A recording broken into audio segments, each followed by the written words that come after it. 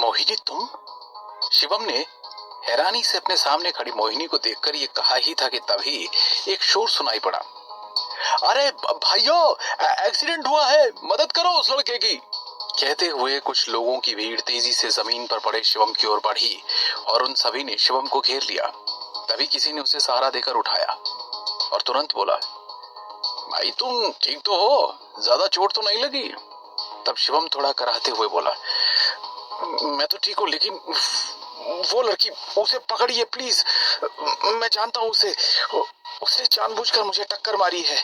कहते हुए शिवम ने भीड़ से मोहिनी को पकड़ने के लिए मदद मांगी, लेकिन तभी एक आदमी आगे आया और हैरानी के साथ बोला, भाई कौन सी लड़की? कार तो मैं चला रहा था। मैं माफी चाहता हूँ, आपको ज्यादा चोट लगी है तो मैं आपका इलाज कराने के लिए भी तैयार हूँ। इतना सुनते ही शिवम के होश उड़ गए, क्योंकि शिवम को पूरा यकीन था कि उसने वहां मोहिनी को ही देखा था। वो लड़खड़ा कर उठ खड़ा हुआ और आसपास देखने लगा, लेकिन वहां जितने भी लोग थे उनमें कोई भी लड़की नहीं थी। तब उसे लगा वाकई ये उसका कोई वहम भी हो सकता है, क्योंकि अभी कुछ देर पहले उसने मोहिनी को टीवी पर देखा था। अब उसे कुछ समझ में नहीं आ रहा था कि क्या सही है और क्या गलत। तब वहां मौजूद भीड़ ने शिवम को सहारा दिया और वहां मौजूद एक कार से शहर तक जाने के लिए रवाना कर दिया। जैसे ही शिवम कार में बैठकर निकला, तब एक बड़े से ट्रक के पीछे से वाकई मोहिनी बाहर निकल आई। असल में हुआ ये था कि जो कार शिवम से टकराई थी, उसे वास्तव में मोहिनी ही चला रही थी। उसके साथ उसका कोई साथी भी था। जैसे ही मोहिनी ने शिवम को जिंदा देखा तो वो चौंक गई, लेकिन शिवम उसे ठीक से देख पाता उससे पहले वो ट्रक के पीछे जाकर छिप गई और अपने साथी को आगे कर दिया। ट्रक के पीछे खड़ी मोहिनी उस जाती हुई कार को देखकर झल्लाकर बोली, इम्पॉसिबल, शिवम बच गया, पर इसे तो मैंने खुद अपने हाथों से मारा था। ये सोचते हुए तुरंत उसने अपना फोन निकाला और किसी को फोन मिलाकर बोली, सुनो, पता नहीं कैसे, लेकिन रक्षक जिंदा है। अब जब तक मैं उसको फिर से ठिकाने ना लगा दूं, तब तक सारे काम रोक दो। मैं जल्दी ही उसके बारे में जान लूंगी। इतना कहकर उसने फोन रखा और वहां से निकल गई। दूसरी तरफ जब तक शिवम घर पहुंचा तो सूरज उग चुका था। वो सीधे दादाजी के कमरे में जा पहुंचा। उस वक्त दादाजी योग मुद्रा में ध्यान लगाए बैठे थे।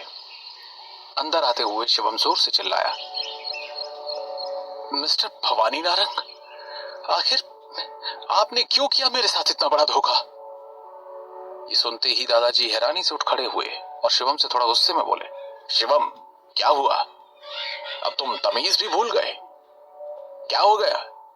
तब शिवम ने तुरंत ही वो तस्वीरें जो उसे भावेश शाह ने दी थी दादाजी की ओर फेंकते हुए कहा, आप जानते थे मैं इस लड़की को चाहता था, तो फिर भी आपने मेरी शादी दृष्टि से करवाई, आखिर क्यों?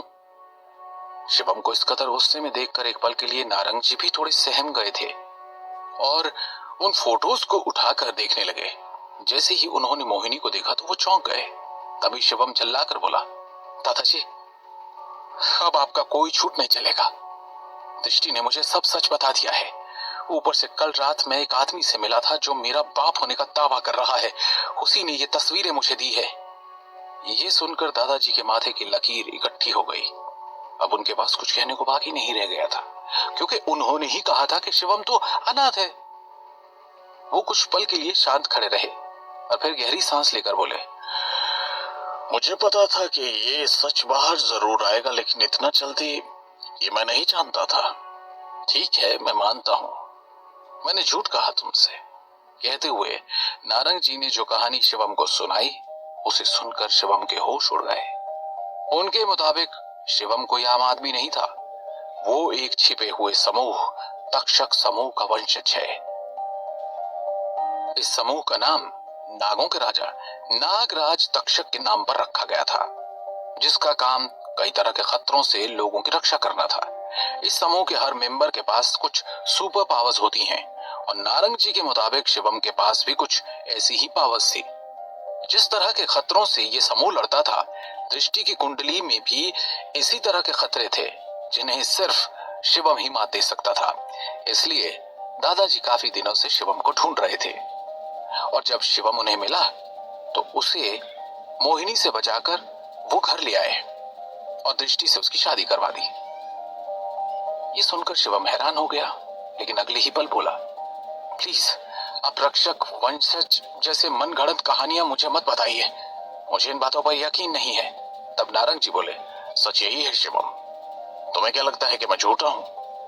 तो ढूंढो उस मोहिनी को और पूछो उससे कि क्यों कोशिश की उसने तुम्हें जान से मारने की। उनके मुताबिक मोहिनी तक्षक समूह के दुश्मन समूह की ओर से थी और इसीलिए उसने शिवम को अपने प्यार के जाल में फंसाया और फिर उसे जान से मारना चाहा। इसके बाद उन्होंने शिवम को उस नीले पत्थर के बारे में कुछ ऐसी बातें बताई जिसे मोहिनी ने चुरा लिया था, जिन्हें सुनकर शिवम को उन पर विश्वास नहीं हो पा रहा था।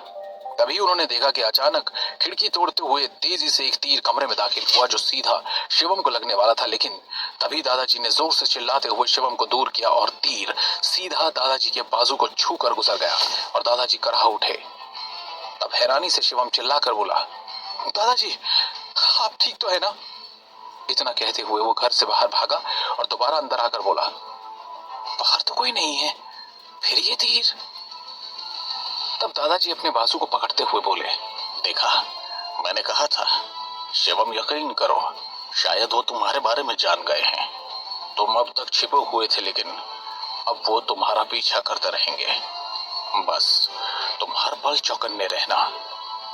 इतना कहते हुए दादाजी वहां से जाने लगे। तब शिवम बोला, दादाजी मैंने आज मोहिनी को देखा, अगर वाकई आपकी बात सच है तो ये जरूर मोहिनी ने किया है। तब दादाजी कराहते हुए बोले, तो फिर देर किस बात की है, जाओ ढूंढो उसे, लेकिन सावधानी से। ये सुनकर हैरान शिवम अपने कमरे की ओर जाते हुए बोला, ढूंढना तो उसे है ही दादाजी, क्योंकि मैं उससे अपना बदला भी तो लेना चाहता हूं। ये सोचते हुए शिवम बिस्तर पर लेट गया और मोहिनी को ढूंढने के बारे में सोचते हुए सो गया। शिवम दोपहर तक सोता रहा और जब उसकी नींद खुली तो वो फौरन मोहिनी को ढूंढने निकल पड़ा, लेकिन उसे ये समझ नहीं आ रहा था कि वो शुरू कहां से करे, क्योंकि वो नहीं जानता था कि उसे मोहिनी कहां मिलेगी। तब उसे याद आया कि पिछली रात उसने मोहिनी का इंटरव्यू देखा था।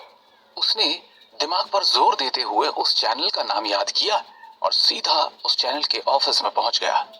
जब उसने टीवी चैनल के मैनेजर से मोहिनी मिश्रा के बारे में पूछा तब वो मैनेजर पहले हैरान हुआ और फिर हंसकर बोला, तो तुम इंडिया की famous snake friend Mohini Mishra को नहीं जानते? कोई बात नहीं, मैं देता हूं उनका पता। ये सुनकर शिवम के चेहरे पर एक मुस्कान आ गई और इसके कुछ देर बाद ही शिवम उस पते पर खड़ा था जो उसे टीवी स्टेशन से मिला था। इस वक्त उस घर में कोई नहीं था। शिवम छिपकर उस घर के अंदर पहुंच गया। जैसे ही उसने घर के हॉल में कदम रखा, अचानक उसके कदम थम गए, क्योंकि पूरे कमरे में सांप की टोकरियां ही टोकरियां रखी हुई थी और कुछ सांप टोकरियों से बाहर झांक रहे थे। एकाएक एक बड़े से सांप ने फुंकारते हुए शिवम पर हमला कर दिया। शिवम बचने के लिए जैसे ही पीछे हटा तो वहां रखी एक अलमारी से टकरा गया, जिसके चलते अलमारी का दरवाजा खुला और एक डायरी बाहर आ गई।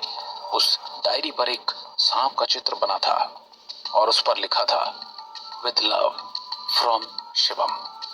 डायरी पर खुद का नाम देखकर शिवम ने उस डायरी को हैरानी के साथ उठाया और दूसरे कमरे में चला गया। और जब शिवम ने वो डायरी का पन्ना पलटा तो अंदर एक लेटर था जिस पर लिखा था, माय लव मोहिनी, ये डायरी मेरी जिंदगी है और ये जिंदगी मैं तुम्हें दे रहा हूं, इसका ध्यान रखना। असल में शिवम ने उस डायरी में अपनी जिंदगी के बिताए कुछ अच्छे और बुरे मोमेंट्स को लिखा था। जैसे जैसे शिवम अपने बारे में उस डायरी में लिखी हर बात को पढ़ता जा रहा था, उसे मोहिनी के साथ बिताया हर पल धीरे धीरे याद आने लगा। जब शिवम ने खुद की लिखी वो डायरी पढ़ी तो अचानक एक बार फिर उसका सिर घूमने लगा। उसके कानों में एक बार फिर से वही मंदिर की घंटियां, माइलस्टोन, खुद की आवाज से लेकर जो कुछ अब तक शिवम के साथ हुआ था वो सारी घटनाएं दिखाई देने लगी और धीरे धीरे उसकी याददाश्त लौटने लगी। जब उसे धीरे धीरे सब कुछ याद आ गया तब शिवम गुस्से के साथ अपने आप से बोला, मोहिनी, जो तुमने मेरे साथ किया उसका हिसाब देना होगा तुम्हें। इतना कहकर उसने उस डायरी को बंद करके वापस अपनी जगह पर रख दिया और उस घर से बाहर निकल आया और तुरंत मोहिनी के बारे में इंटरनेट पर सर्च करने लगा और वहां से उसे पता चला कि आज मोहिनी शहर में होने वाले ग्लोबल एनिमल प्रोटेक्शन कॉन्फ्रेंस में जाने वाली है। ये पढ़कर शिवम के चेहरे पर मुस्कुराहट आ गई। शिवम बिना देरी के सीधे कॉन्फ्रेंस वाली जगह पर पहुंच चुका था और मोहिनी के वहां से निकलने का इंतजार करने लगा। जैसे ही मोहिनी अपनी स्पीच खत्म करके पार्किंग की ओर गई, तभी शिवम भी उसके पीछे जा पहुंचा। पार्किंग हॉल में मोहिनी के सैंडल्स की हील की गूंज बिल्कुल साफ साफ सुनाई पड़ रही थी, लेकिन जल्द ही मोहिनी समझ गई कि कोई उसके पीछे चल रहा था।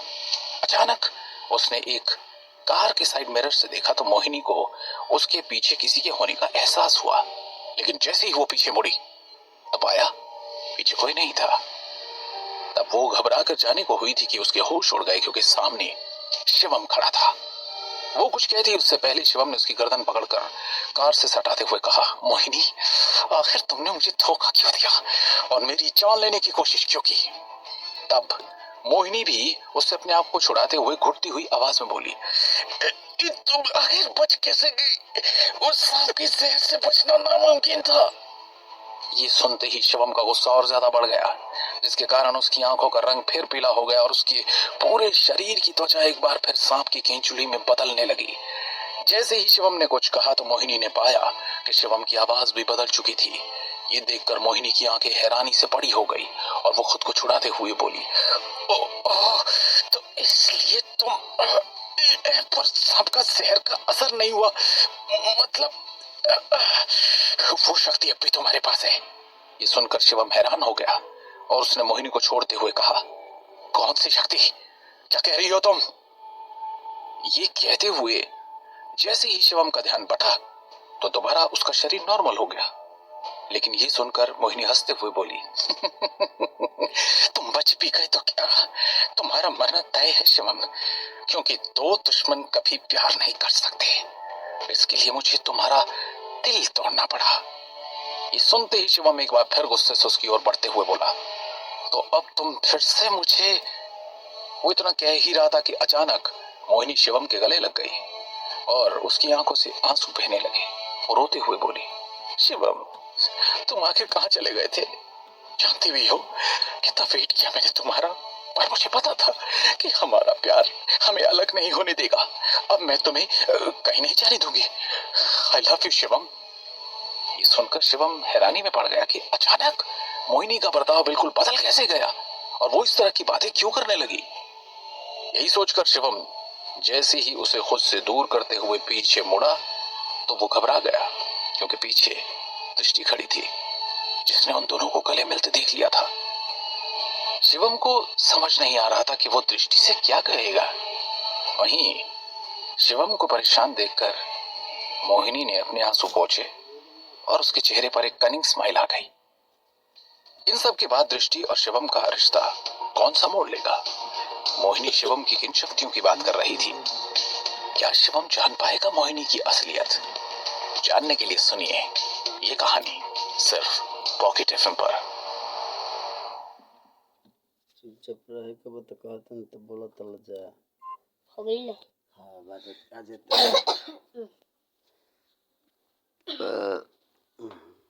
लोट होता हो गई 4 गो लोड, 4 गो बनैनी। अब के सीवा वाला देखे के सीवा वाला हाँ।